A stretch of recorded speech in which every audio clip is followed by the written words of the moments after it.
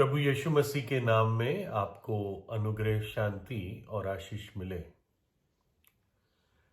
Alice पिज़मैन करके एक 4 साल की बच्ची थी और जैसे बच्चे होते हैं मन ही मन में कल्पनाओं में कुछ कुछ अपनी बातें बनाते रहते हैं। जैसे एक छोटा लड़का होता है तो वो अपनी गाड़ियों से खेलता खेलता कुछ कुछ उसके साथ कहानियां बनाता रहता है कि मेरी गाड़ी है, ये मेरा गैराज है और गाड़ी के साथ ये एक्सीडेंट हो गया। और छोटी बच्ची अपनी गुड़िया के साथ खेलती है कि ये मेरी बच्ची है, मैं इसकी मम्मी हूँ। ऐसे प्रकार के बच्चे करते हमने देखा है अपने जीवन में। तो एलिस पिज़मैन ये 4 साल की बच्ची थी और इसने मन ही मन में अपनी एक कंपनी बनाई और उस कंपनी की मालकिन वो ही बनी। और उसने उस कंपनी का नाम थैंक यू कंपनी रखा था। कोई कंपनी थी नहीं, बस इसकी काल्पनिक कंपनी थी। कंपनी का नाम थैंक यू कंपनी। और जब ये अपनी मम्मी के साथ कभी मार्केट जाती, बाजार जाती, स्टोर में जाती या कहीं भी किसी पब्लिक प्लेस पे कोई व्यक्ति थैंक यू कहता तो अपनी मम्मी के कान में फुसफुसाती कि मम्मी हमने इसको काम पे लगा दिया अपनी कंपनी में। वो थैंक यू या धन्यवाद शब्द से बहुत आकर्षित होती थी।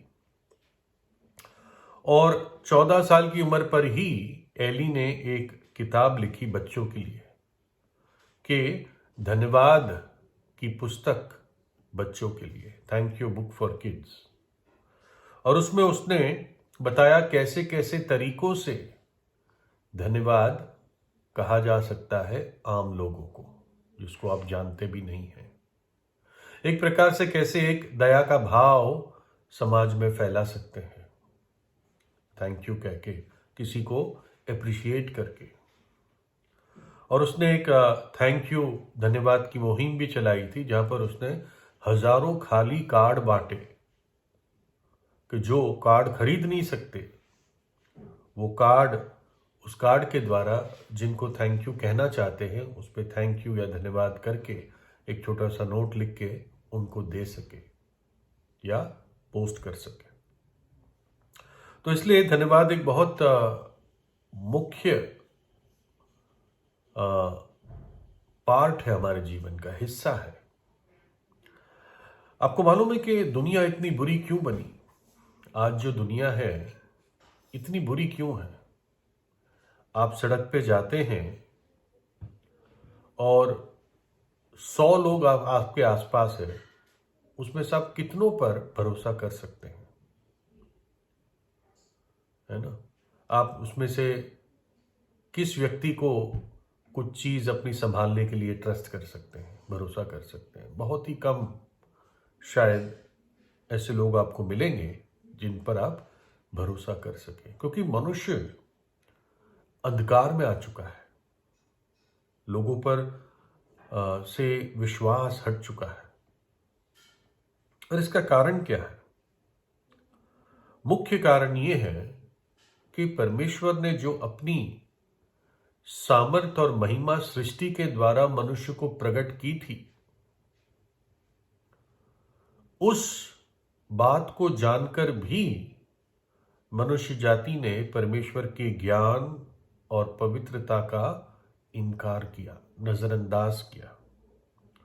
और जो कुछ परमेश्वर देता था मनुष्य को, उसके लिए वो कभी आभारी नहीं रहा परमेश्वर का। रोमी 1 अध्याय से मैं पढ़ता हूं, परमेश्वर का क्रोध तो उन लोगों की सब भक्तिहीनता और अधर्म पर स्वर्ग से प्रकट होता है, जो सत्य को अधर्म से दबाए रखते हैं। इसलिए कि परमेश्वर के विषय का ज्ञान उनके मनों में तो प्रकट है, क्योंकि परमेश्वर ने उन पर प्रकट किया है। क्योंकि उसके अनदेखे गुण अर्थात उसकी सनातन सामर्थ और परमेश्वरत्व जगत की सृष्टि के समय से उसके कामों के द्वारा देखने में आते हैं। यहां तक कि वे निरुत्तर है। इस कारण कि परमेश्वर को जानने पर भी उन्होंने परमेश्वर के योग्य बड़ाई और धन्यवाद नहीं किया, परंतु व्यर्थ विचार करने लगे, यहां तक कि उनका निर्बुद्धि मन अंधेरा हो गया। वे अपने आप को बुद्धिमान जताकर मूर्ख बन गए और अविनाशी परमेश्वर की महिमा को नाशमान मनुष्य और पक्षियों और चौपायों और रेंगने वाले जंतुओं की मूर्त की समानता में बदल डाला। इसका निचोड़ क्या है? निचोड़ ये है कि परमेश्वर का क्रोध इस धरती पर, इस लोगों पर भड़क उठा है। भक्तिहीनता और अधर्म में रहकर लोग ईश्वर की सच्चाई को इग्नोर करते हैं। सृष्टि के द्वारा प्रकट है कि बनाने वाला है, सृष्टि बनाने वाला है, कोई सृष्टि करता है, परमेश्वर है, लेकिन फिर भी मनुष्य इस बात को इनकार करता है। आमतौर से, विशेषकर जो अपने आप को बहुत पढ़े लिखे और इंटेलिजेंट समझते हैं। और जब परमेश्वर की भलाई इतनी मनुष्य जाति ने प्राप्त की है, फिर भी मनुष्य ने आभार प्रकट नहीं किया। ऐसा भी नहीं कि परमेश्वर मनुष्य के धन्यवाद का भूखा है, लेकिन ये एक आशा है। परमेश्वर भी एक आशा रखता है कि जो मैंने तेरे लिए किया, क्या तूने उसको समझा, क्या तूने उसको अप्रिशिएट किया? तो इसलिए लिखा है कि परमेश्वर को जानने पर भी उन्होंने परमेश्वर के योग्य बड़ाई और धन्यवाद नहीं किया, परंतु अपने व्यर्थ विचारों में बने रहे और उनका निर्बुद्धि मन अंधेरा हो गया। तो धन्यवाद ना करने का एक नतीजा यह है, परमेश्वर का धन्यवाद ना करने का नतीजा है मनुष्य के मन में अंधकार आ जाता है। और इसलिए आज संसार अंधेरा है, लोगों के मन अंधकार में है, अपने विचारों में व्यर्थ हो गए और लोग अपने अंधकार के कामों में पूरी तौर से उलझे हुए हैं। नहीं जानते हैं कि आने वाला समय कितना भयानक है, आने वाला प्रकोप कितना भयानक है। एक बार प्रभु यीशु मसीह एक गांव में गया और वहां पर 10 कोढ़ी दूर खड़े हुए थे। और कोढ़ी उस समय, एक तौर से आज भी, आम समाज से दूर रहते थे। उस समय उनको जबरदस्ती दूर रहने के लिए मजबूर किया जाता था, क्योंकि कोढ़ को छुआछूत बीमारी मानी जाती थी। तो यह घटना हुई और किसी गांव में प्रवेश करते समय उसे 10 कोढ़ी मिले और उन्होंने दूर खड़े होकर ऊंचे शब्द से कहा, हे यीशु, हे स्वामी, हम पर दया कर। उसने उन्हें देखकर कहा, जाओ और अपने याजकों को दिखाओ। और जाते ही जाते वे शुद्ध हो गए।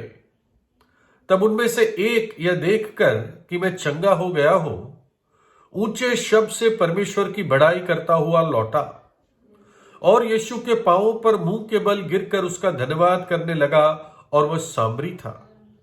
इस पर यीशु ने कहा, क्या 10 के 10 शुद्ध न हुए? तो फिर वे 9 कहां गए? क्या इस परदेसी को छोड़ कोई और ना निकला जो परमेश्वर की बड़ाई करता? 10 के 10 ने प्रभु यीशु से दया की भीख मांगी। लिखा है, उन्होंने दूर खड़े होकर ऊंचे शब्द से कहा, हे यीशु, हे स्वामी, हम पर दया कर। और प्रभु यीशु ने दया की उन पर। और जब प्रभु ने कहा कि तुम प्रार्थना भवन में जाओ, मंदिर में जाओ, और वो जाने लगे। और जैसे उन्होंने प्रभु यीशु की आज्ञा मानी, रास्ते में ही वो ठीक हो गए। और उस समय के अनुसार कुछ लोग होते थे, एक पर्टिकुलर कम्युनिटी होती थी, समाज होता था, जिनको सामरी कहते थे, जिनको तुच्छ नजरों से देखा जाता था। तो इन 10 कोढ़ियों में से एक सामरी था,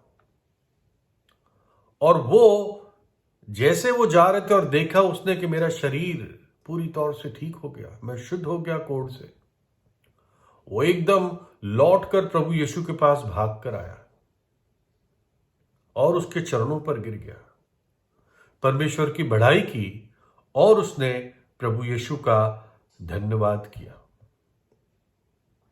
और इस बात को प्रभु यीशु ने अप्रिशिएट किया कि ये व्यक्ति लौटकर परमेश्वर का धन्यवाद कर रहा है, मेरा धन्यवाद कर रहा है। तो इसलिए ये बात बाइबल हमें समझाती है कि परमेश्वर के उपकारों का हमें आभारी होना चाहिए। हे मेरे प्राण प्रभु को धन्य कह, जो कुछ मुझ में है वो प्रभु के नाम को धन्य कह, उसके उपकारों को कभी ना भूल। और उसके सबसे बड़ा उपकार जो उसने मनुष्य जाति के प्रति किया, उसके कलवरी के क्रूस का बलिदान है। हम सब इस दुनिया में एक पाप का स्वभाव लेकर पैदा हुए हैं, कह सकते हैं पाप का कोढ़। जैसे कोढ़ शरीर में फैलकर शरीर को नाश करता है, वैसे पाप हमारी आत्मा का विनाश करता है। पापों की मजदूरी मृत्यु है, और जो पाप में मरता है वो अनंत काल के नरक के दंड में चला जाता है मृत्यु के बाद, जहां पर रोना और दांतों का पीसना है। तो जैसे कोढ़ शरीर के लिए है, वैसे पाप आत्मा के लिए है। और प्रभु यीशु इस पाप के कोढ़ से मन फिराने वाले पापी को शुद्ध करता है, पश्चाताप करने वाले पापी को शुद्ध करता है। कलवरी के क्रूस पर उस पाप की सजा को प्रभु यीशु ने उठा लिया और अपना पवित्र लहू बहा दिया, ताकि जब मैं और आप विश्वास करें तो यीशु का लहू हमें सब पापों से शुद्ध करता है। मैं प्रभु का धन्यवाद देता हूं कि जबकि पहले मैं एक पाप के कोढ़ में था, लेकिन 24 सितंबर 1986 को प्रभु यीशु ने मेरे पाप के कोढ़ को दूर किया और मुझे एक नया जीवन दिया। अपने पवित्र लहू से मुझे धोकर मेरे पापों को मुझसे दूर कर दिया, मुझे शुद्ध कर दिया। और इसलिए मैं प्रभु यीशु को धन्यवाद देता हूं और उसकी आराधना करता हूं। आप भी प्रभु यीशु पर विश्वास कीजिए। प्रभु यीशु के पास ही वो पाप का इलाज है, वो ही क्षमा दे सकता है। उसके पास अधिकार है पाप क्षमा करने का, क्योंकि उसने उन पापों की सजा अपने ऊपर उठाई है। तो प्रभु यीशु से प्रार्थना कीजिए, उसको अपने हृदय में बुलाएं। प्रभु यीशु आपको आशीष दे।